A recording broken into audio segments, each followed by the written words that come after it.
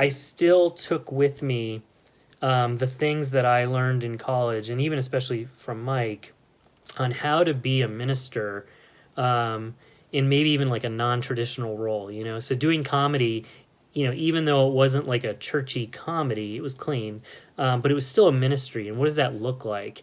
How we interact with people off stage, and you know, what is the point of what we were doing as comedians at a partner?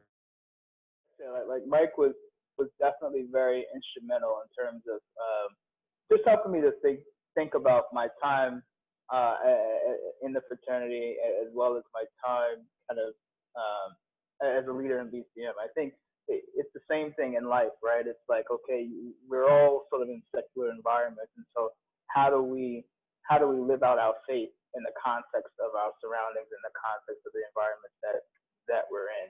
And I don't think the what Mike helped me to understand at the time was that it's not so much about extricating ourselves from the world. I mean, which is almost impossible. But sort of how do we kind of live out our faith and also live out sort of our purpose in life in a way that ultimately honors the Father.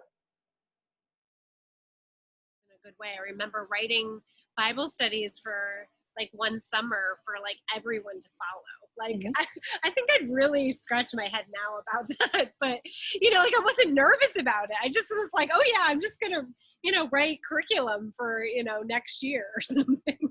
But like I think it was just like the faith that, you know, or just like Mike wasn't afraid to just say, yeah, of course you can do it, you know, and like really have faith in people and to really push people to do maybe more than they were quote qualified for. But I think it was, yeah, it was amazing. I feel like BCM was just great because there weren't a lot of people, and Mike was like, go ahead, lead whatever you need to do. And God just sort of took us and was like, sure, like you kids want to do something, go ahead and do it. And I appreciate it because I really stretched myself. I feel like I stretched myself more in those 4 years than probably a lot after, because he was those 4 years put in us the like, you just gotta go, you gotta do and this like thing. The desire to like start things Yeah. and be part of growing ministries. That was our first church plant. Like we've always ended up in church plant situations,